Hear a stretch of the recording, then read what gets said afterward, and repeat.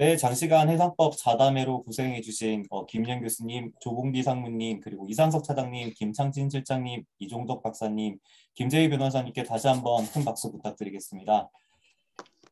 네, 이것으로 첫 감사합니다. 번째 해상법 자담회를 마치고요. 이제 두 번째로는 2020년 그리고 2021년 해상법 중요 판례에 대해서 김현장 법률사무소 이상엽 변호사님께서 발표해 주시겠습니다. 이상엽 변호사님은 작년에 고려대학교에서 법학 박사를 받으셨고요. 그 작년에 이어서 오늘도 이제 좋은 발표를 해주실 것으로 기대됩니다. 이상엽 변호사님 발표 부탁드리겠습니다. 안녕하세요. 김현장 법률사무소의 이상엽 변호사입니다. 일단 먼저 화면을 공유하면서 이제 말씀을 드리도록 하겠습니다.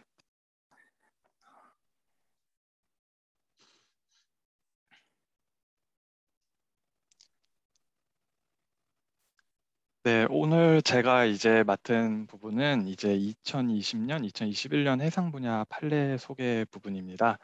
기본적으로 2020년 부분은 이제 작년에 이제 상당 부분 다룬 바가 있고, 다만 이제 이번 그 작년에 이제 다루지 못한 판결 한 개 정도와 그 다음에 이제 나머지 판결 한 네 개 정도를 이제 다룰 예정입니다. 사실 총론적으로는 올해는 사실 판결이 사실 해상과 관련한 판결이 많지는 않았습니다. 뭐 이렇게 유의미하다고 볼 만한 판결들도 예년에 비해서는 상당수 적었고, 다만 이제 그래도 뭐 이렇게 그 해상과 좀 관련돼 있다고 볼 만한 그런 것들을 저희가 이제 최대한 이제 취합을 해보았습니다.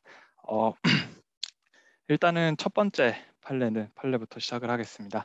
첫 번째 판례는 이제 작년 판례입니다. 아니, 작년 판례인데 이거 2020년 7월 9일자 판결이고요. 그래서 이 판결에 대해서는 이미 이제 그 평석이나 이런 부분들이 이제 많이 나온 바가 있습니다. 그래서 뭐 간략히 이제 사실관계를 소개를 시켜드리자면, 기본적으로 이제 원고는 피해 선박 선주고, 그 다음에 이제 또 선박 보험자들이 이제 또 공동 원고로 같이 있었습니다. 그리고 피고는 이제 가액 선박 선주를 이제 피고로 하고 있었습니다. 그래서 사고의 경위는 사실 뭐 이렇게 사고는 2010년 4월경에 이제 여수 인근 해상에서 이제 피해 선박과 가해 선박이 이제 충돌 사고가 발생을 했습니다. 그래서 이제 피해 선박이 이제 침몰을 하게 되었고, 그렇게 되자 이제 선박보험자는 전박 전손에 따른 보험금을 지급했고, 다만 여기서 이제 이슈가 됐던 부분들은 이제 그 여수 해양경찰서에서 2010년 8월경에 이제 선박 제거 명령을 했습니다. 이제 해상교통안전법에 의거해서 이제 방치된 선박을 이제 제거할 걸 명령을 했고, 그 다음에 여수시장도 이제 그 공유수면법에 의거해서 2014년경에 이제 선박 제거 명령을 내렸습니다. 그래서 이제 그 피해 선박 선주 측에서는 이제 피고의 선원의 과실로 사고가 발생하였음을 이유로 해서 이제 선체 인양 비용 등을 손해배상을 청구를 한 사안입니다. 그래서 이 건 같은 경우에 기본적으로 쟁점은 이제 장기간 침몰 방치돼서 그 선박 제거를 위한 어떤 인양 비용 등에 대해서 이제 그 손해배상 청구가 가능한가가 이제 쟁점이 되었는데, 1심과 2심의 판결의 결론이 달라졌습니다. 그래서 1심 같은 경우에는 관계 법령, 그러니까 뭐 해상교통안전법이라든지 공유수면법이라든지 이런 법 등에 따라 선박 제거 등의 의무를 행정청에서 이제 부과를 했다고 하더라도 원고가 피해 선박을 인양하여야 할 손해가 현실적 확정적으로 발생하였으니 증명되었다고 보기 어렵다라고 보았습니다. 사실 이는 이제 그 사실관계와 관련이 있는데요. 기본적으로 그때 이제 2010년에 이제 해양경찰서에서 재고 명령을 발했고, 그 다음에 여수시장이 이제 2014년경에인데, 그 후로 이제 그 피해 선박 선주도 이걸 이제 인양을 하거나 어떤 그런 관련 조치를 취하지 못하고 있는 상황이었고, 그리고 그럼 하지 못한 상태가 장기간 방치되었는데 어떤 행정청에서도 어떤 다른 어떤 행정 대집행이나 이런 부분들 조치를 취하지 않고 있는 상황이었습니다. 그래서 이제 그 1심에서는 이제 피해 선박을 인양할 손해가 현실적 확정적으로 발생할 수 보기 어렵다라고 이제 판단을 하였고, 그에 반해서 2심에서는 이제 피해 선박에 대한 군함 명령이나 제거 명령은 여전히 유효하니까 이제 그 피해 선박을 제거할 의무가 존재하고, 그렇기 때문에 제거 비용에 상당한 어떤 손해가 현실적으로 발생하였다고 보아야 한다라고 결론을 내렸습니다.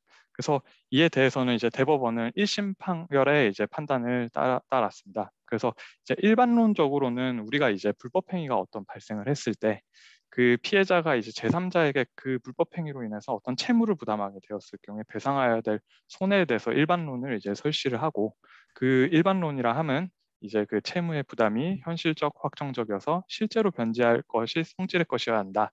그리고 현실적으로 손해가 발생하는지 여부는 사회 통념에 비추어 객관적이고 합리적으로 판단해야 된다라고 이제 그런 어떤 일반론을 설치했습니다. 이거는 이제 다른 사건에서도 일반적으로 불법 행위가 발생했고 불법 행위로 인해서 어떤 그 피해자가 제3자에 대해서 이 건과 같은 경우에는 어떤 피해 선주가 결국에는 이제 선박의 침몰함에 따라서 그 대한민국이라는 어떤 정부에 대해서 대한민국에 대해서 결국 어떤 그 선체를 인양해야 될 어떤 이제 채무를 어떤 부담하게 되었다 볼 수 있기 때문에 그런 경우에 이제 배상해야 할 손해와 관련해서 이제 일반론을 설치를 하고, 근데 다만 이제 이런 어떤 행정 처분이 문제가 됐을 때, 그러니까 행정 처분 이행에 어떤 비용이 발생하는 경우에 이때 이제 손해배상 책임의 발생 및 그 범위에 관해서 조금 더 구체적으로 이제 대법원에서 표시를 했습니다.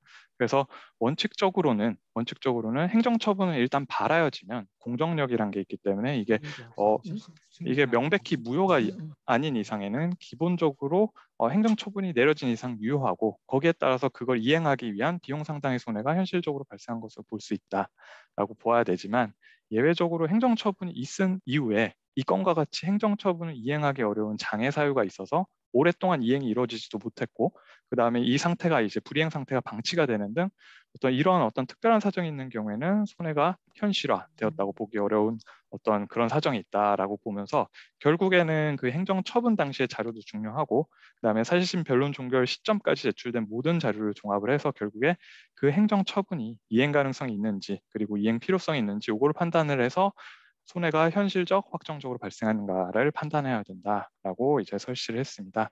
그러면서 이 건 같은 경우에는 이제 선체 인양 비용 상당의 손해는 현실적 확정적으로 발생했다 보기 어렵다라고 이제 판단을 해서 그 이제 논거로 한 네 가지 정도를 들었습니다. 그래서 이제 수심 90m의 어떤 해저모래에 이미 파묻힌 상태로 침몰되어 있고, 그렇기 때문에 여유 수심이 한 50m 이상이 되는 상황에서 어떤 다른 선박의 항행 안전에 우려가 없다라고 하나 논거를 제시하였고, 두 번째는 이제 이거 침몰이 된 이후에 어떤 유류나 그 안에 있던 어떤 유류나 아스팔트 화물의 누출 흔적도 없고 환경 오염 발생의 우려도 없다라고 보았습니다. 그리고 장기간 해저에 있는 선박을 인양 시에는 선체가 부서지거나 추가 오염 가능성이 오히려 존재할 가능성이 있고, 그 다음에 인양이 매우 어려운 반면에 또 인양 사례도 별로 없어서 인양에 필요한 비용이나 위험의 정도는 상당히 높지만 이를 실제로 산정하는 것은 사실상 쉽지 않다라고 판단을 해서, 결국에 이제 이런 어떤 선박의 제거 명령의 이행이 장기간 이루어지긴 어려웠고, 그다음에 아무런 그때까지도 뭐 행정 대집행이든 어떤 뭐 조치도 취해지지 않았으면 막대한 비용 역시 예상이 돼서 현실적으로 이 제거 명령을 이해하는 게 실현 가능성이 희박하다. 그렇기 때문에 손해가 이 시점에서 현실적 확정적으로 발생하였다 보기 어렵다라고 판단을 했습니다. 이런 어떤 대법원 판단의 어떤 기저에는 기본적으로 어떤 채무를 부담했을 때 그 현실적 확정적으로 발생하는 시점을 결국에는 그 계약 체결이나 이런, 그러니까 이거를 이제 그 시점에서, 그러니까 정말 그 어떤 지금 소송이 문제된 요 시점에서 이게 실제로 이행 가능성이 있느냐 그리고 이행 필요성이 있느냐 요거를 이제 기준으로 삼아서 판단을 했기 때문에 이게 손해가 결국 부정이 됐고, 그렇기 때문에 선체 인양 비용 상당의 어떤 손해배상을 할 의무가 없다 라고 이제 판단이 내려진 것입니다. 네, 그래서 두 번째 판결로 넘어가겠습니다. 두 번째 판결은 형사 판결입니다. 두 번째 판결은 기본적으로 이제 우리가 말하는 그 영해나 무해 통항이 문제된 사례입니다. 사실 이런 사례들은 우리나라 대법원에서 사실 보기가 좀 어려운 사례인데, 그래도 이런 해상과 관련해서 이런 판결이 나왔다는 점도 한번 이제 살펴볼 필요가 있겠다 이제 생각이 들어서 이제 소개를 하게 되었습니다. 그래서 사실관계는 뭐 단순합니다. 그래서 피고인들은 어떤 재생용 재료를 수집 판매하는 업체와 그다음 그 법인과 그다음에 그걸 운영하는 운영자, 이 두 명이 이제 피고인이 되었는데요. 그래서 사고의 경위는 2015년 2월에 이제 진도 맹골 수도 해역에서 이제, 그리고 2015년 8월에 이제 그 태종대 해역에서 침몰된 선박을 찾아서 인양을 한 후 이제 고철 등을, 그에서 이제 얻은 어떤 고철 등을 판매하면서 이득을 취득한 그런 사건입니다. 그래서 조금 더 자세히 보시면 이제 그 문제가 되었던 어떤 공소 사실은 기본적으로 네 가지가 있었습니다. 그래서 당시에 이제 첫 번째는 영해 및 접속수역법 위반. 이게 이제 그 유엔 해양법 협약을 이제 반영을 해서 만든 우리나라의 법이고요. 그래서 영해나 어떤 접속수역이나 무해통항이나 이런 거에 관한 규정을 이제 따로 두고 있는 건데, 그 중에서 이제 그 허가 없이 침몰선의 위치를 찾기 위해서 어군 탐지기 등을 이용해서 해저를 조사한 어떤 사실을 이제 공소사실로 하였고, 두 번째는 그렇게 이제 그 해저를 조사하는 과정에서 공유 수면을 이제 점용 사용하였습니다. 그러면서 이제 허가 없이 이제 2회에 걸쳐서 공유 수면을 점용 사용하였고, 그 다음에 거기 있는 물건을 이제 침몰선 인양도 하였고, 거기 안에 들어있는 화물, 그러니까 철판을 절취하기까지 했습니다. 그래서 이제 절도죄가 이제 추가가 되었고요. 마지막으로 이제 그거를 이제 그렇게 그 절취한 그 물품을 이제 운송을 해서 해상 화물 운송 사업을 영위했다라고 하여 결국에 등록 없이 하였다는 점을 이유로 해운법 위반까지 이제 네 가지가 이제 다루어졌습니다. 그래서 1심 및 2심, 1심 및 이제 뭐 항소심의 판단에서는 기본적으로 영해 및 접속수역법 위반과 공유수면법 위반 그리고 절도죄, 형법상 절도죄는 이제 모두 유죄로 인정을 하였고, 다만 이제 해운법 위반 같은 경우에는 이분들이 이제 뭐 사업을 영위하였다 보기는 어렵다라고 봐서 이제 해운법 위반은 이제 무죄로 판단하였습니다. 그래서 본건 이제 대법원 판결에서 이제 쟁점이 된 부분은 그 무해통항권 관련한 사안이었습니다. 이게 과연 그러니까 무해통항의 하나로 볼 수 있느냐, 이렇게 어군 탐지기를 가지고 그 우리나라 영해를 돌아다니면서 이제 그 침몰선을 찾고 한 행위들이 어떤 그 무해통항에 의해서 뭐 보호될 수 있는 거냐, 아니면 무해통항이 인정이 되지 않고 뭐 영해 및 접속수역법 위반에 따라서 처벌받아야 되는 대상인가, 이게 문제가 되었습니다. 그래서 무해통항권은 기본적으로 그 유엔 해양법 협약 17조 내지는 뭐 26조 정도에서 뭐 여러 가지 내용을 규정을 하고 있습니다. 근데 이제 본건과 관련된 어떤 그 협약의 조항들을 이제 발췌해서 살펴보면 17조에서는 기본적으로 모든 국가의 선박은 영해에서 무해통항권을 향유할 수 있도록 규정을 하고 있고, 그다음에 18조에서는 통항의 의미를 정의하고 있습니다. 그래서 통항의 의미는 영해를 지나서 계속적이고도 신속하게 항행을 해야 된다, 이런 어떤 의미가 있다를 정의를 하고 있고요. 그다음에 19조에서는 무해통항의 의미와 관련해서 이 무해에 이제 초점을 맞춰서 연안국의 평화나 공공질서 또는 안전을 해치지 않을 것을 이제 조건으로 이제 그게 이제 무해통항이 되는 것이고, 조사나 어떤 측량 활동 등 어떤 그 협약이 열거된 행위들에 대해서는 무해통항이 아닌 것으로 간주가 된다라고 이제 그렇게 이제 규정을 하고 있습니다. 그리고 20조에서는 무해통항에 관해서는 연안국이 이제 별도로 법령을 제정을 할 수 있다라고 해서 우리나라 같은 경우에는 이제 그 영해 및 접속수역법을 이제 규정을 하고 있다고 보시면 되겠습니다. 그래서 대법원 이제 판단이 문제가 되었는데, 외국 선박이 그럼 과연 영해 내에서 어군 탐지기 등을 이용해서 침몰선을 찾은 행위와 영해 및 접속수역법 뭐 제5조 2항 제11조에 11호에 이제 조사 또는 측량에 해당하는지 여부가 결국 문제가 되었습니다. 그래서 5조를 보면 1항에서는 이제 그 유엔 해양법 협약과 마찬가지로 그 평화, 뭐 대한민국의 평화나 공공질서나 안전 보장을 해야지 않는 범위 내에서는 영해를 무해통항할 수 있는데, 외국 선박도 다만 이제 통항을 할 때 다음 각호의 행위를 하는 경우에는 이제 평화, 공공질서 또는 뭐 안전 보장을 해치는 것으로 본다라고 이제 규정을 하고 있습니다. 그런데 이제 개 중에 이제 11호에 이제 조사가 있습니다. 조사 또는 측량. 요거 두 가지 행위는 결국 무해한 어떤 통항이라 볼 수 없다라고 해서 이런 허가가 없이는 허가 뭐 승인 동의나 이런 거 관계 당국의 그런 게 없이는 이게 이제 처벌을 받도록 되어 있습니다. 그래서 이제 그 대법원의 판단은 이제 그 피고인들은 이런 변소를 했습니다. 이게 이제 그 외국 선박이 우리나라 항구를 이제 들락날락하면서 이제 입항 신고도 하고 뭐 출항 신고도 하고 뭐 그렇게 했었던 것 같습니다. 그래서 이제 선박 입출항법에 따라서 출입 신고를 하였으니 우리의 그 거기서의 조사 행위는 일단 그 무해통항에 해당하는 것으로 보아야 한다. 뭐 관계 당국의 허가를 받은 걸 볼 수 있다. 뭐 이런 취지로 주장을 했는데, 여기에 대해서 이제 대법원의 판단은 무해통항의 원칙은 기본적으로 외국 선박이 연안국 내수를 향하여 항진하거나 연안국의 원 항구에 이제 기항을 위해서 항행하는 경우에도 적용이 되는데, 다만 그 출입 신고 제도는 기본적으로 무역항해 수상구역 등에서의 입출항 지원과 그 다음에 선박 운항의 안전 및 질서를 유지하기 위한 것으로서 외국 선박이 영해를 항행할 때 요구되는 무해 통항의 원칙과는 그 취지와 목적이 다르다. 그러니까 결국 입출항 신고를 하였다 하더라도 이제 이거는 무해 통항과 무관한 거기 때문에 그렇다 하더라도 이제 무해 통항이 되는 것은 아니고 이 건 같은 경우에는 오히려 그 조사 행위에 해당한다고 보아야 된다. 결국 조사 행위를 이제 정의를 하는데 대법원에서 그 해양의 어떤 자연 환경과 뭐 상태를 파악하고 밝히기 위해서 뭐 해저면 하층토 뭐 상부수역 인접 대기 등을 대상으로 하는 일체 조사 활동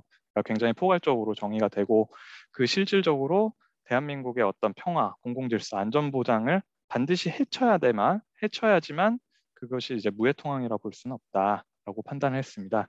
그래서 그 자세한 논거는 오히려 무해 같은 경우에는 결국 무해에 어떤 들어있는 의미는 이 연안국의 주권적 권한을 침해하지 않아야 된다라는 점인데 그런 어떤 주권적 그 권한에는 어, 자원개발권이나 환경보호권, 뭐 과학조사권 이런 어떤 넓은 범위의 어떤 주권적 권한들이 포함이 되고 그다음에 또 이제 금지하는 걸로 무해통항이 아닌 걸로 이제 간주되는 어떤 활동 중에 하나 어로가 있습니다. 어로가 있는데 이런 어로 같은 경우에는 사실 어로 행위 자체만 놓고 봤을 때는 그것이 어떤 안전이나 평화나 어떤 공공질서를 해하는 행위라고는 사실 보기 어렵지만 이 역시도 결국 연안국의 주권을 침해하기 때문에 그러니까 어업권을 침해하기 때문에 결국에 이런 행위들을 결국 그 무해통항이라고 보지 않는 것인데 결국 그렇기 때문에 아무리 그 침몰선의 어떤 그 침몰선을 뭐 조사하고 하는 행위가 그 자체로 뭐 어떤 다 연안국의 평화나 어떤 뭐 안전 보장을 해야 하지 않는다고 하더라도 결국에 이제 그 여기서의 그 금지하고 있는 그 조사에 해당할 수 있다라고 보고 있고 유엔 해양법 역시도 해양 과학 조사나 수로 측량 이런 거는 이제 무해한 어떤 것이 아니라고 간주를 하고 있습니다. 그래서 이런 어떤 점들을 봤을 때 결국에 그 어군 탐지기를 가지고 침몰선을 찾아다닌 것 이런 행위는 결국 여기 영해 및 접속수역법에서 금지하고 있는 조사에 해당하고 그렇기 때문에 무해통항이 아니기 때문에 결국에는 형사처벌의 대상이 된다라고 해서 이제 그 유죄 판결을 이제 확정을 한 사안입니다. 네, 세 번째 판결은 이제 하급심 판결입니다. 서울중앙지방법원 판결입니다. 그래서 어, 이 판결은 이제 이제 인도 지연에 따른 손해배상 청구가 문제된 사안입니다. 그래서 사실관계 사건의 경위는 기본적으로 이제 원고와 피고가 있습니다. 그래서 원고는 기본적으로 화주고 발전사 중에 하나입니다. 그리고 피고는 이제 해상운송인인데 발전용 유연탄을 운송하기로 하는 어떤 장기 운송 계약을 이제 원고와 피고 사이에 체결을 했습니다. 밑에 보면 이제 계약 조건이 나오는데 2011년 뭐 4월부터 한 10년간 이제 11년이겠네요. 그 정도 이제 기간 동안 이제 계약 기간을 체결한 상황이었고 FIOST 조건으로 돼 있었으며 이제 뭐 그런 뭐 선박의 운항과 관련한 규정으로 뭐 정상 운항 속력으로 직행을 하여야 된다. 수리 기간을 계약 기간 중에 가질 수 있다. 뭐 불가항력은 뭐 여러 가지 열거하면서 근데 선박 고장 같은 것은 불가항력에서 제외된다. 뭐 이런 규정들을 이제 별도로 두고 있었습니다. 근데 이제 그 원고가 결국 화주로서 이제 운송인 피고에게 2019년 7월경에 이제 발전용 유연탄 이제 72,400톤을 운송을 의뢰했습니다. 인도네시아에 있는 그 타보네오 항에서 이제 여수항까지 운송을 의뢰하였고 피고 같은 경우에는 2019년 7월 30일 날 타보네오항에서 출항을 해서 2019년 8월 9일 내지는 8월 10일 날 이제 여수항에 입항할 예정임을 이제 그 화주한테 통보를 하였습니다. 근데 실제로는 운송은 그 출항 통보와는 달리 8월 3일 날 결국 이제 그 타보네오항을 출항을 하였고 그런데 그 이제 항해 과정에서 두 차례의 어떤 선박 고장이 발생을 하면서 수리 기간을 가진 이후인 그 한 100일 정도 지난 이후였습니다. 그래서 2019년 한 11월 7일 정도에 이제 비로소 여수항에 입항을 하게 되었습니다. 그래서 이제 그 화주 쪽에서는 인도 지연에 따른 그 손해배상을 이제 청구하게 되었습니다. 특히 이 경우에 그 화주사 같은 경우에는 이 물건이 없으면 이제 발전이 안 되기 때문에 발전에 또 사용하기 위해서 급히 또 이제 대체품을 이제 조달을 하는 과정에서 발생한 어떤 운송료라든지 어떤 그런 그 하역 보관료 이런 것들을 이제 청구를 하게 되었습니다. 그래서 이제 1심에서는 그 인도 지연에 대해서 일단은 어떤 그 의미를 분석을 했습니다. 그래서 우리가 인도 지연이라 하면 운송에 있어서 인도 지연이라 하면 약정한 일시가 있으면, 그러니까 며칠까지 우리가 도착을 하겠다라고 계약상 약정을 했으면 그 기간 안에 이제 그 기간을 이제 넘어서 이제 인도를 하게 된 경우를 의미할 것이고요. 만약에 약정한 일시가 없는 경우, 이런 경우가 더 많을 것 같은데, 약정한 일시가 없는 경우에는 그냥 통상적으로 이제 어떤 합리적으로 판단할 수 있는 어떤 상당한 시기에 결국에 그 어떤 통상적으로 운송을 했으면 뭐 걸렸을 어떤 합리적인 기간 내에 운송을 하지 못한 경우에 결국 이 인도 지연이 된다라고 본 것이고, 본건에서는 계약서상으로 약정 일시에 관한 규정은 없었습니다. 그런데 출항일로부터 약 100일이 경과한 이제 11월 7일 날 여수항에 이제 도착을 한 것은 그것은 이제 상당한 시기에 결국에 그 운송물을 수하인에게 인도하지 못한 인도 지연에 해당한다라고 판단했습니다. 그러면서 인도 지연에 따른 이제 손해배상 책임이 발생한다라고 보았는데, 뭐 그 근거로서 아까 말씀드린 그 장기 운송 계약상의 어떤 적정 선박 확보 의무나 아니면 정상 운항 속력을 으로 이제 직행을 해야 될 의무, 이런 것들을 이제 부담하고 있는 점이라든지, 아니면 동일한 기간 동안 이미 10차례에 걸쳐서 이미 운항을 해야 했고, 그래서 통상 9일에서 15일 사이의 기간이 소요됨을 확인을 하고 있었다, 알고 있었다. 그리고 당초 통지한 도착 예정일 역시도 출항일로부터 약 10일 후였다.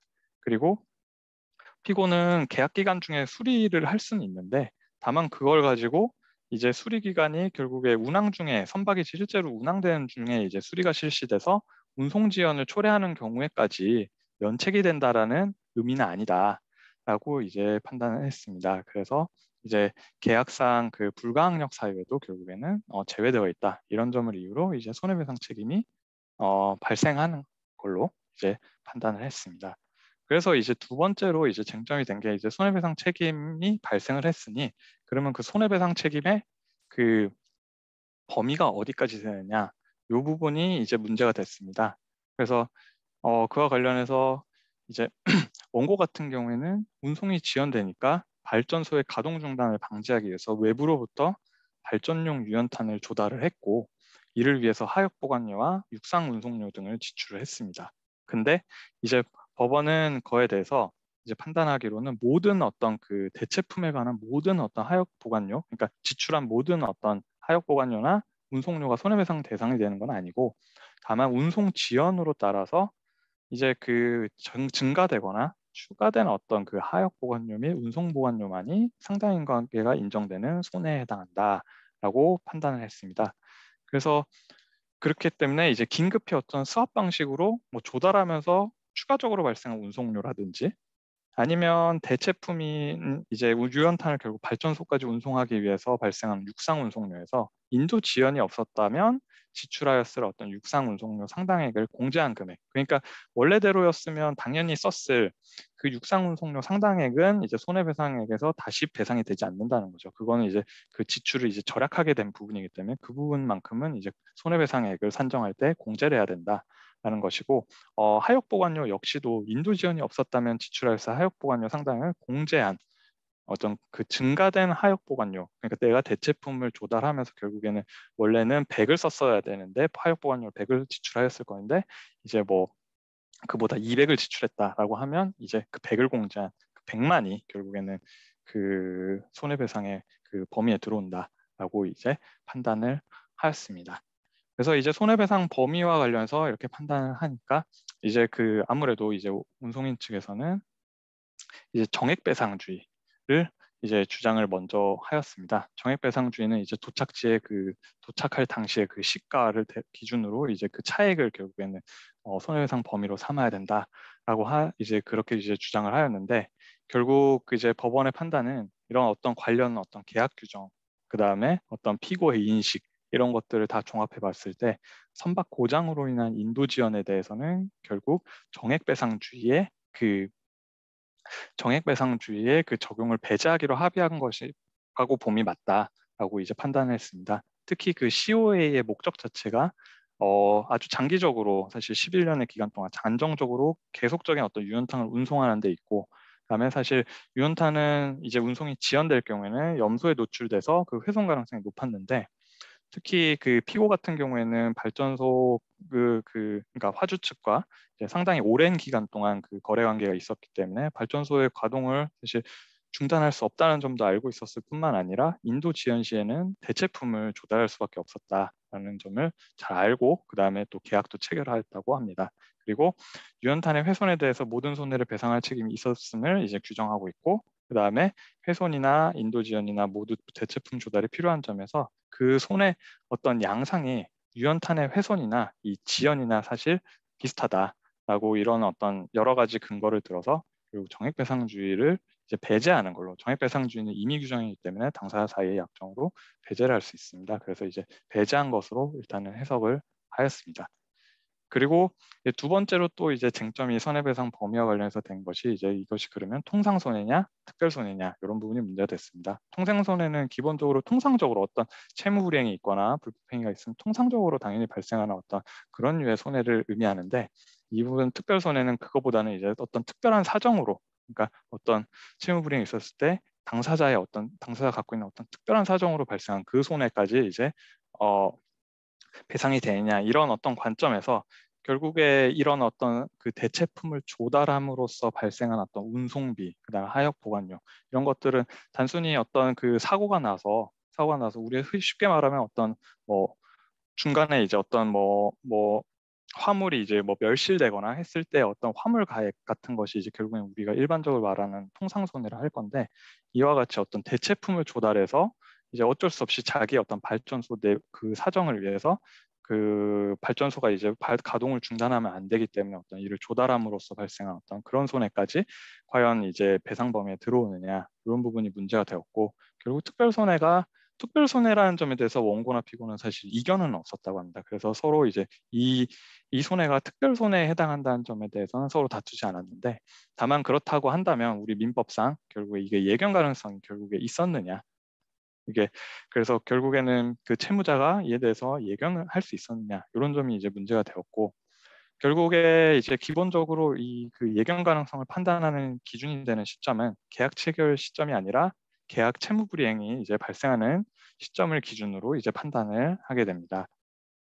그래서 이 건 같은 경우에도 운송 지연이 어떤 발생한 시점, 그 시점에 이제 대체품의 구매 및 보관 그리고 운송과 관련해서 손해가 발생할 수 있다라는 점을 알고 있었거나 알 수 있었다라고 이제 판단해서 손해배상 범위에 포함된다고 판단을 하였습니다. 그래서 피오 같은 경우에는 이제 석탄 운송 전문 업체라고 하며 그다음에 이제 유연탄의 어떤 적시 공급 필요성과 연착으로 인한 문제점을 사전에 알고 있었고 선박이 고장난 이후에도 발전소 가동 어떤 중단 문제, 그 다음에 대체품을 조달해야 된다는 점, 이런 부분들을 지속적으로 통치를 한 것으로 보입니다. 그리고 유연탄이 결국에 발전용 유연탄이 뭐 인도 지연이 되면 대체품 조달은 불가피하고 사실 일반적인 대처 방법에 해당한다는 점, 그리고 또 이 운송인인 피고가 8년간 유연탄 운송하여 와서 사실 그 유연탄의 수급 현황이나 재고 상황을 어느 정도 짐작할 수 있었다라는 점에 대해서 이제 그런 논거를 이유로 결국 이제 이것도 역시 예견 가능성을 인정할 수 있는 어떤 특별 손해에 해당한다고 봐서 결국 손해배상 범위에 포함된다고 판단을 하였습니다. 그래서 일단은 그래서 결과적으로 손해배상 책임을 그 추가된 운송료, 그 다음에 하역 보관료 여기에 대해서는 인정을 결국 하였습니다. 네, 네 번째 판결입니다. 네 번째 판결은 이제 부상보등법원. 요거는 이제 판결이 확정된 판결이고요. 그래서 이건 근데 이제 그 대법원 판결은 심리불속행으로 이제 기각이 되면서 사실 내용이 없기 때문에 결국 이제 항소심 판결을 소개시켜 드리는 걸로 가름을 하겠습니다. 네, 부산고등법원 판결은 기본적으로 그 항비에 관한 사건입니다. 그래서 사고의 경위는 원고가 이제 항만공사고요. 피고는 이제 은행입니다. 피고는 은행이고 그다음에 은행이자 이제 선박 A가 있었는데 이 건 같은 경우는 선박이 여러 척이 같은 문제가 됐고 그래서 유사한 동일한 내용의 사건 번호를 여러 가지가 있었는데 일단 한 개만 일단 추려서 말씀을 먼저 드립니다.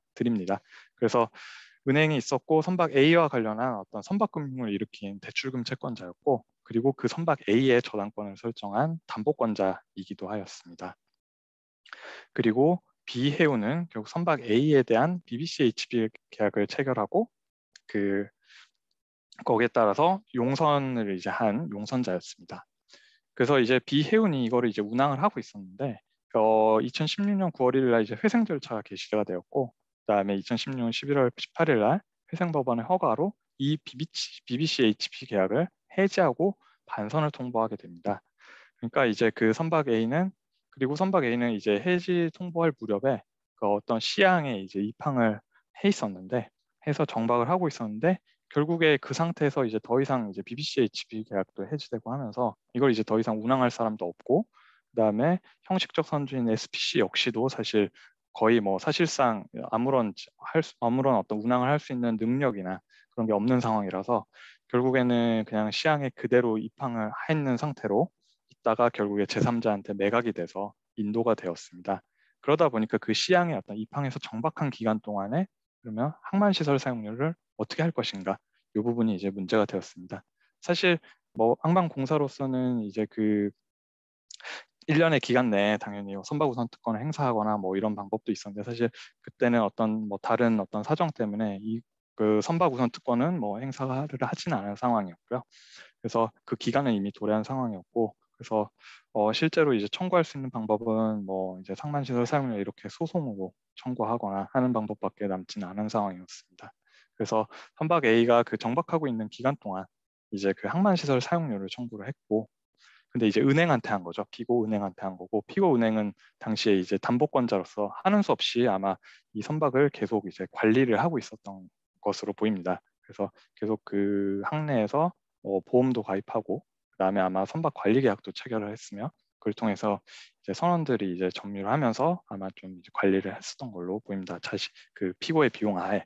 그래서 결국 그 항만시설 사용료를 그래서 이제 은행에 대해서 청구를 했고 항만시설 사용료 만약 이거 이제 항만시설 사용료 청구가 받아들여지지 않는다면 거기에 대해서 이제 변상금을 청구하겠다. 그러니까 항만시설 사용료가 인정이 되지 않는다는 의미는 뭐 입항 그 허가나 어떤 신고가 되지 않은 상태에서 결국에는 그 피고가 이거를 그 항만에 무단으로 정박시킨 거기 때문에 그 금액 상당의 어떤 변상금 청구한다라고 달리 또 구성을 청구를 하나 더 했고요.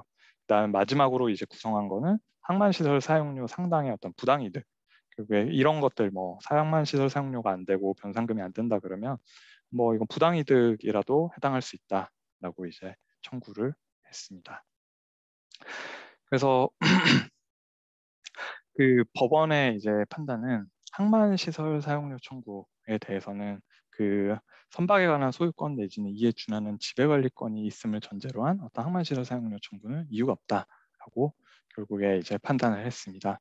그러니까 결국에 피고는 어떤 선박 저당권자에는 해당을 하지만 선박에 대한 소유권을 갖고 있는 자는 아니고 그 다음에 이에 준하는 지배관리권이 있는지가 이제 문제가 됐는데 과연 어떤 그 보험 가입이나 이런 선박 관리 계약을 체결한 것만으로 어떤 그런 어떤 소유권에 준하는 어떤 지배관리권이 있느냐가 이제 쟁점이 되었고요.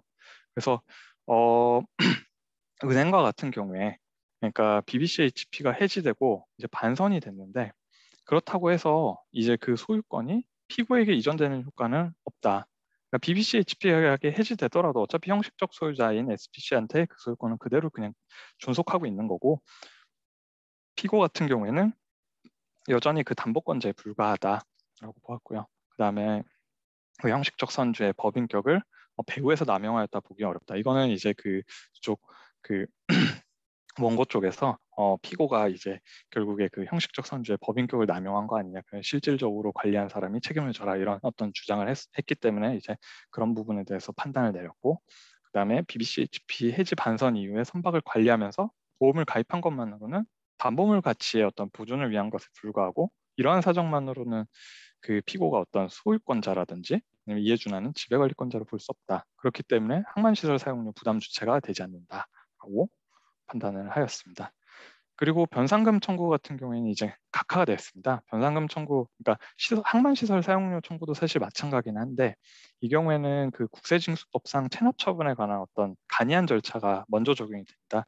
그리고 간이한 절차가 먼저 적용되는 경우에는 원칙적으로 민사소송의 방법에 의해서 청구를 할 수 없다라는 것이 기본적인 대법원의 입장입니다. 그런데 아까 먼저 보신 그 항만시설 사용료 같은 경우에는 이제 그 지방자치단체장에게 이제 위임을 했었는데 이걸 이제 징수를 위임을 했었지만 그거를 이제 지방자치단체에서 거절을 하면서 어떤 특별한 사정이 생겼다고 봐서 권리보호 이익을 인정을 했지만 이 건 같은 경우 변상금 청구는 별도로 아마 그 징수위임을 하지 않았던 것으로 알고 있습니다. 그래서 그렇게 되자 이제 결국에 변상금 청구 자체는 원칙으로 돌아가서 권리보호의 이익이 없기 때문에 민사소송 방법에 의할 수 없다라고 판단을 하였습니다. 그래서 변상금 청구는 각하가 되었고요.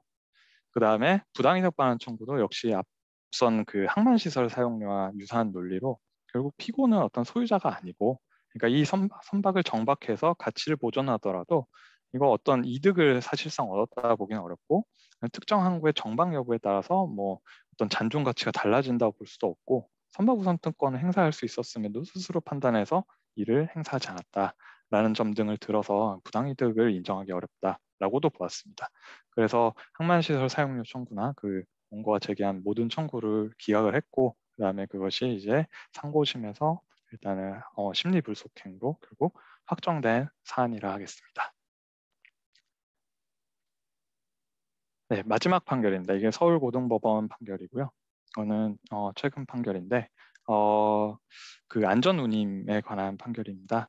그래서 안전운임에 관한 판결이 뭐 이제 제일 최신 거를 지금 이제 설명을 드리는데 안전 사실관계는 안전운임제 이제 도입을 이제 하게 되었습니다. 안전운임제 도입을 하게 되는데 당시 이제 입법 과정에서 표준운임제가 다퉈지고 그다음에 뭐 참고운임 원가제 이런 어떤 여러 가지 주장이 사실 제기가 됐었습니다. 그래서 결과적으로 이제 국토교통위원회에서 이제 대안을 채택을 하면서 표준운임제는 기본적으로 어떤 그 운임 가격을 결정하고 그러면 거기에 따라서 이제 강제하는 효과가 있는데 참고 운임원가제는 그냥 단순히 참고할 수 있는 운임 수준을 제시하는 어떤 그런 어떤 제도였습니다. 근데 결국에는 이제 대안을 채택하면서 절충안을 선택을 하게 됐습니다. 그래서 기본적으로 강제하는 그 운임을 이제 결정을 하는 건데 다만 그 모든 품목에 대해서 그렇게 하는 게 아니라 운송 품목 중에서 수출 컨테이너나 뭐 시멘트 등으로 이제 한정하는 그런 어떤 그런 식으로 약간 그 범위를 대신 축소시키는 어떤 절충안을 택하게 됐습니다.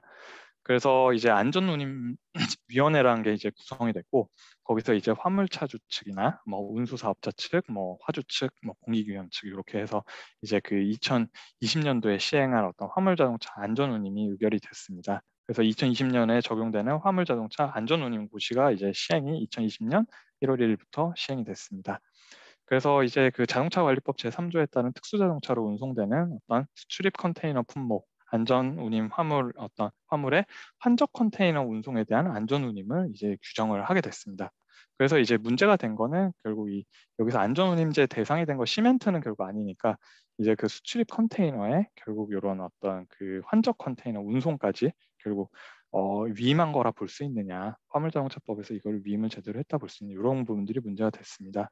그래서 실제로 사실 다퉈진 쟁점은 뭐 여러 가지는 있었습니다. 뭐 절차적으로 이 하자가 있었다. 그러니까 뭐 절차적으로 처음에 어떤 뭐 공청회도 해야 되고 의견조회도 해야 되고 한데 선사들을 배제시키고 이런 절차들을 다 진행을 했다라는 점이 한 가지였고, 두 번째는 법률 유보 원칙 위배나 위임입법 한계를 일탈하였는지 여부. 그러니까 결국에 모법에서 수출입 컨테이너 대해서 안전운임을 정하라 그랬는데 거기에 대해서 그 환적 컨테이너까지 결국 그 운임을 정한 게 그 어떤 위임 입법의 범위 내에 포함되는지, 그러니까 위임을 하지 않았음에도 불구하고 새로운 입법을 한 거라 그러면 위임 입법의 한계를 일탈한 거기 때문에 결국 이게 이제 어, 취소가 되거나 어떤 허용되지 않는 어떤 부적법한 게 되게 됩니다. 그래서 이제 그런 어떤 쟁점이 다뤄졌었고, 그 다음에 실제로도 이게 그 행정처분이다 보니까 행정처분은 기본적으로 뭐 재량행위와 같은 경우에는 재량권의 일탈남용이 문제가 됩니다. 그래서 명백히 이게 재량권을 일탈남용한 것인가, 특히 어떤 운임 수준을 산정함에 있어서 구체적인 금액이 있어서 그것이 어떤 지나치게 어떤 합리적인 근거 없이 지나치게 과도하게 책정된 거 아니냐라는 점 등이 이제 다퉈졌습니다. 그래서 1심 법원에서 이제 행정법원에서 판단한 거는 기본적으로 한 가지 쟁점에 대해서 판단했습니다. 그래서 법률 유보 원칙 위배 및 그 위임 입법 한계 일탈 여부를 판단했고 나머지 쟁점에 대해서는 별도 판단을 하지 않았습니다. 그래서 결국 법률 유보 원칙 위배했고 그다음 위임 한계 일탈했다. 판단을 해왔는데 거기서 이제 기본적으로 그 고시 등에서 어떤 문헌적 의미의 한계를 벗어났다는지 아니면 그 용어의 의미를 넘어서 범위를 확장시켜 버리거나 축소시키면 결국 이거는 위임의 내용을 구체화하는 단계에 벗어나 오히려 고시를 통해서 그러니까 아주 하위 법령이라고 할 수 있는 그 고시를 통해서 새로운 입법을 한 거라고 평가할 수 있다면 이는 위임 한계를 일탈한 걸로 이제 허용이 되지 않는다라고 보았고 이 건 같은 경우에 그 수출입 컨테이너에 환적 컨테이너가 포함된다고 보는 거는 이거는 수출입 컨테이너 안에 환적 컨테이너라는 게 문헌적으로 들어갈 수 없다라고 판단을 해서 법률 유보 원칙 위반해서 위임입법 한계를 일탈하였다고 봄이 이제 상당하다라고 판단했습니다. 그래서 뭐 다양한 어떤 논거들을 제시하고 있습니다. 뭐 도입 경위상 결국에 운송 품목을 결국에 엄격하게 한정을 한 건데 이거 그렇다면 이런 수출입 컨테이너의 의미를 해석함에 있어서도 이것도 굉장히 좀 엄격하게 제한적으로 해석을 해야 된다. 그리고 입법 경과상으로 수출 컨테이너에 환적 컨테이너가 포함되는지도 불분명하고 그다음에 선사를 대표할 수 있는 단체와 협의를 거쳤는지도 명확하지 않으며 그다음에 자체가 안전운임자라는 게 결국에는 운임을 결국에는 어떤 법률로서 정해주는 어떤 그런 강력한 효과가 있고 그렇게 되면 결국엔 당사자 사이의 계약 체결의 자유가 침해되는 부분이기 때문에 이 부분은 엄격하게 제한 해석을 해야 된다라고 하고 특히 환적은 기본적으로 우리나라를 기준으로 했을 때는 그 물건이 우리나라의 내부에 들어오거나 나가는 개념이 아니라 잠깐 거기서 짐을 옮겨 싣는 행위에 불과하기 때문에 이거는 어떤 수출이나 수입의 개념에 포함될 수 없다 판단했습니다. 그래서 어떤 그런 점에서 결국에 이제 모법에서 그렇게 규정을 하고 있음에도 결국에 수출입 컨테이너에 대해서 이제 그 안전운임 정하라고 하고 있음에도 그 환적 컨테이너까지 한 거는 위임입법의 한계를 일탈한 거다 판단했고 서울고등법원도 역시 같은 취지로 판단했습니다. 1심 법원의 판단을 인용을 그대로 했고요.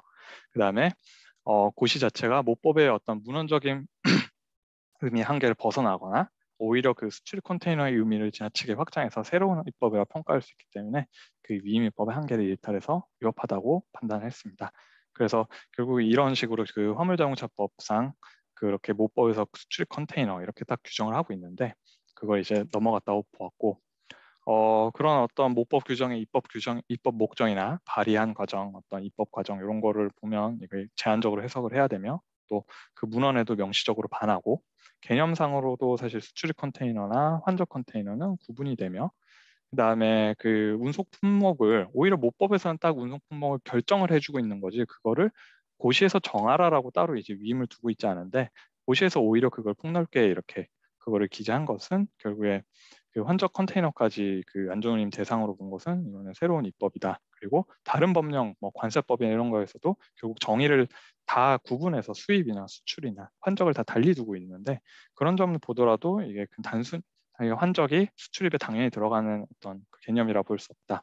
이런 점들을 다 고려해서 그리고 경제적인 측면을 다 고려를 해서 결국에는 환적 컨테이너가 수출 컨테이너에 포함된다고 해석하기 어렵다라고 이제 판단을 했습니다. 그래서 이런 점에서 결국에는 그 원심 판단을 그대로 해서 결국 고시를 취소하는 걸로 결론을 내렸고 이제 지금 상고심에서 이제 판단을 하고 있는 것으로 알고 있습니다.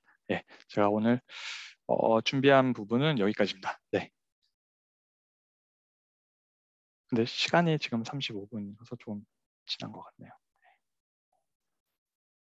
이상엽 변호사님 발표 감사합니다. 혹시 질문 있으시면 질문해 주시면 네. 예, 이상희 변호사님, 네. 제가 질문 좀 드릴게요. 아주 흥미롭게 들은 부분이 대체 비용 판결 있지 않습니까? 대체 비용. 네. 이게 제주 삼다수 판결에서 이런 문제가 생겼어요. 2년 전에 나온 우리 대법원 판결, 복합 운송이라고 이제 대법원 판시했지만 제가 볼 때는 종합물류계약인데 그때 이제 청구한 손해가 이제 어떤 종합물류 회사가 삼다수 물을 종합물류로 제주도에서 이제 서울로 이동시켜 주려 그러다가 자기들이 계약을 이행을 못하고 스톱을 하니까 이제 제주 삼다수에서 다른 물류 회사를 선정을 해서 물류를 이행을 시켰어요. 그러니까 그 차액이 발생이 된 거예요. 그래서 그 차액에 대한 청구를 그때 뭐 CJ 대한통운은 이제 거기다가 이제 청구를 했거든요. 근데 이제 우리 대법원에서는 그 상법 그 816조를 가지고 가서 그게 이제 뭐 육상 운송 법을 적용해야 된다 또는 뭐 해상 운송법을 적용해야 된다 이렇게 나갔어요. 그러면 그건 제가 볼 때는 우리가 육상 운송이나 해상 운송에 가면은 거기서 다루는 거는 이제 운송물의 그 멸실 훼손 연착에 대한 거잖아요. 그 손해가 네. 그 135조 상법 135조 또 그 795조가 운송물이 멸실 훼손 연착에 대한 것이고 지금 이제 발생한 거는 그러니까 대체 함으로써 발생한 비용이거든요. 근데 그 대법원 판결하고 이 판결하고 비슷한 것 같아요. 네, 그, 그런 면이 있을 것 같습니다. 네. 그러면 이게 어떻게 돼야 되는 거예요? 그래서 제가 그때 생각했을 때는 그 그 대체 비용에 대한 어떤 뭐 손해를 청구할 때는 이게 이제 해상법이나 상법에 있는 문제가 아니고 그러면 이게 민법에서 처리가 돼야 되는 손해인가? 만약에 이제 그렇게 해석이 된다면은 뭐 그 여러 가지 그 상법에서 허용된 뭐 그런 것들이 다 적용이 안 되게 되잖아요. 그래서 네. 그 부분에 대해서 아까 설명하실 때 보니까 하고 계신데 그러면 어떻게 그걸 보고 처리를 해야 돼요? 그때 우리 대법원은 이거 관계없이 그저 우리가 현재 갖고 있는 그 상법에 있는 운송물의 멸실 훼손 연착에다가 막 섞어 가지고 이렇게 해버렸는데 그렇게 해도 되는지 이 판결에서 좀 달리 봤는지 그걸 좀 알고 싶어요. 이 판결에선 사실 되게 그냥 그 어떻게 보면 플레인하게 어떤 그 해상이나 이런 부분에 대한 어떤 특성은 전혀 뭐 고려하진 않았습니다. 사실 뭐 이게 책임 제한이나 이런 이슈가 있을 것 같은데 사실 근데 제가 봤을 때 이게 유연탄 운송이다 보니까 아마 포장단 책임 제한이나 이런 부분들이 아마 그 금액을 뭐 넘어갔을 사실 소지도 사실 있어 보이긴 합니다. 그래서 뭐 저도 사실 이 부분이 그 판결이 그 부분이 자세하게 나와 있진 않아서 뭐 저도 이 부분은 좀 더 검토는 해봐야 되겠지만 기본적으로 만약에 책임 제한 이슈가 있다라면 근데 그 부분을 주장하지 않은 거라면 어떤 문제는 있을 것 같고요. 근데 제가 이 부분까지 계산은 해보진 않아서 뭐 제가 정확하게 말씀드리긴 좀 어렵겠습니다. 예, 예. 아니 네, 저도 좀 그 신경 써서 지금 보고 있어. 그래서 만약에 그런 대체 비용 같은 경우에는 민법으로 가야 되지 않느냐 그 생각을 하거든요. 우리가 일단 상법에는 기본적으로 민법으로 그렇죠. 갔습니다. 이 대체 예, 비용은 민술 민법으로 다 갔습니다. 예, 예, 그렇죠. 그거는 맞습니다. 예, 네, 그렇다면은 네, 이제 뭐 소멸시효라든지 책임 제한이지 이런 것들이 달라지기 때문에 그런 점에서 제가 볼 때는 우리 2년 전에 나왔던 대법원 판결은 조금 잘못된 게 아닌가 이제 그 생각하고 있거든요. 그래서 저는 이제 복합 운송의 경우에는 우리가 좀 별도의 그 법이 나와야 되겠다 이런 생각을 하고 있어요. 근데 지금 이렇게 대체 비용을 꼭 민법으로 가야 되느냐? 말하자면 멸실훼손 연착하고 똑같이 봐도 뭐 별 문제가 없다면은 우리가 이제 상법이나 또 국제 조약이 그렇게 돼 있기 때문에 헤이그 비스비 규칙이 그 규칙에서 그런 그 손해를 좀 대체 비용 이런 것도 여기 포함을 시키는 게 맞는지 하는 의문이 좀 하여간 생겼어요. 좀 앞으로 더 네, 연구할 과제라고 생각합니다. 예, 네, 예 네, 이상입니다. 감사합니다.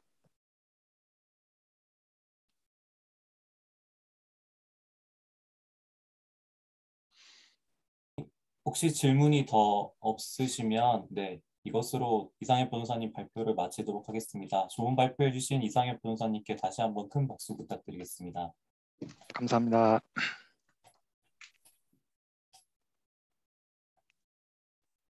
네, 이제